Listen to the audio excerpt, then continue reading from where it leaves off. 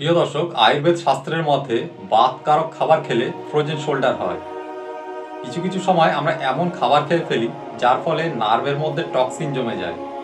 তার জন্য জয়েন্ট স্টিফ হয়, কখনো কখনো মাসেল স্প্যাজম হয়। ফ্রোজেন কথার অর্থ হচ্ছে জমে যাওয়া, এবং শোল্ডার মানে হচ্ছে কাঁধ। অতএব ফ্রোজেন শোল্ডার মানে হচ্ছে কাঁধের সঞ্চালন কমে যাওয়া। ফ্রোজেন শোল্ডারে যন্ত্রণাদায়ক ব্যথা হয়, হাত উপরে তুলতে সমস্যা হয় এবং রাত্রিরে ঘুমের ব্যাঘাত ঘটে। শোয়ার কিছু সময়ের মধ্যে ব্যথা যন্ত্রণা শুরু হয়। ডায়াবেটিস পেশেন্টদের ফ্রোজেন শোল্ডার হওয়ার চান্স সব থেকে বেশি থাকে। ফ্রোজেন শোল্ডারে আমরা যেসব ট্রিটমেন্টগুলো দিই তার মধ্যে হচ্ছে ইউএসটির ফুল ফর্ম হচ্ছে আল্ট্রাসাউন্ড থেরাপি। কিছু অ্যাক্টিভ এক্সারসাইজ দেখিয়ে দিই বাড়িতে করার জন্য।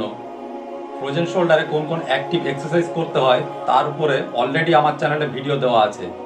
ডেসক্রিপশন বক্সে লিঙ্ক দেওয়া থাকবে, সেখান দিয়ে আপনারা দেখতে পারেন। আজকের ভিডিওতে সহজ কিছু আকুপ্রেশারের পয়েন্ট দেখাবো, যেগুলি আপনি নিজেও করতে পারেন বা অন্য কাউকে দিয়েও করিয়ে নিতে পারেন। এতে আপনি ম্যাজিক্যাল রেজাল্ট পাবেন।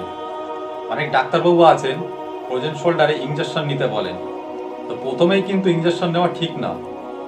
প্রথমে আমি যেগুলো দেখাচ্ছি সেগুলি আপনি করে দেখতে পারেন, এতে আপনি দারুণ রেজাল্ট পাবেন। যে হাতে ফ্রোজেন শোল্ডার আছে সেই হাতের ঠিক উপরে এদিকটাতে এরকম একটা পেন নিতে হবে। পেন নিয়ে এইখানে মাসাজ দিতে হবে এইভাবে। তাহলে কি হবে, ব্লাড গরম হয়ে উপরের দিকে উঠে শোল্ডারের দিকে যত ব্লকেজ আছে সেই ব্লকেজগুলো কিন্তু খুলে দেবে। 2 মিনিট মতো এইভাবে রোলিং করে মাসাজ দিতে হবে।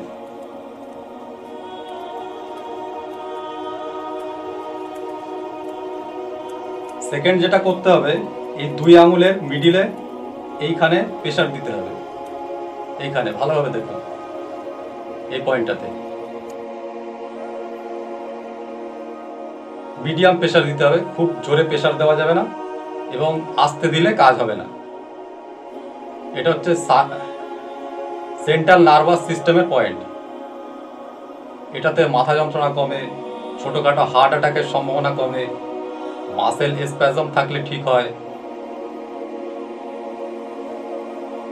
এরপর যেটা করতে হবে, বৃদ্ধা আঙুলের ঠিক উপরে এইখানটাতে, ঠিক এই পজিশনে, এইখানেও সেম আগে যেমন মাসাজ দেখিয়েছি পেন দিয়ে, ঠিক ওইভাবে মাসাজ দিতে হবে একইভাবে।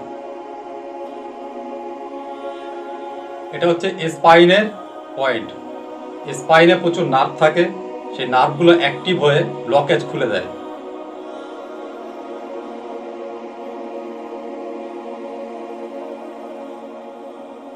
এরপর যেটা করতে হবে সেটা হচ্ছে রিং ফিঙ্গার। এটা হচ্ছে রিং ফিঙ্গার। এই রিং ফিঙ্গারের টপে প্রেসার দিতে হবে এইভাবে।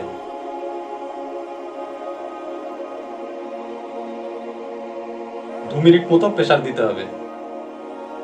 লাস্ট যেটা করতে হবে, এই যে রিং ফিঙ্গার আছে, রিং ফিঙ্গারের ঠিক সাইডে এইখানে পেন দিয়ে মাসাজ দিতে হবে। এই যে ছোট যে আঙুলটা আছে ঠিক তার দিকে, এই দিকটাতে, ঠিক এদিকটাতে এইভাবে সেম। এখানেও কিন্তু 2 মিনিট মতো মাসাজ দিতে হবে এইভাবে রোল করে।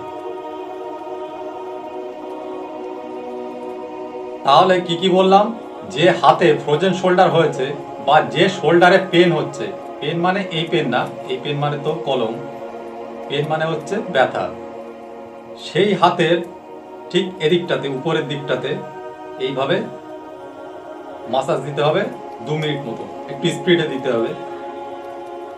তারপর যেটা বললাম সেটা হচ্ছে এই দুটো আঙুল, এই দুটো আঙুলের মিডিলে এই পয়েন্টটাতে, ঠিক এই পয়েন্টটাতে আকুপ্রেশার দিতে হবে। খুব জোরে না, আবার খুব আস্তেও না, মিডিয়াম। তারপরে যেটা বললাম সেটা হচ্ছে এই বৃদ্ধা আঙুলের ঠিক এই উপরটাতে, এইখানটাতে, এইখানে মাসাজ দিতে হবে এইভাবে। এটাতেও 2 মিনিট মতো। তারপরে যেটা বললাম সেটা হচ্ছে আমাদের যে রিং ফিঙ্গার আছে, এটা হচ্ছে রিং ফিঙ্গার। রিং ফিঙ্গারের এই টপে এইখানটাতে আকুপ্রেশার দিতে হবে এইখানে। তারপরে যেটা করতে হবে, রিং ফিঙ্গারের এই সাইডে এই যে ছোট আঙুল আছে, এই ছোট আঙুলের এদিকটাতে, এইখানটাতে, এইখানে মাসাজ দিতে হবে রোল করে, এইভাবে পেন দিয়ে।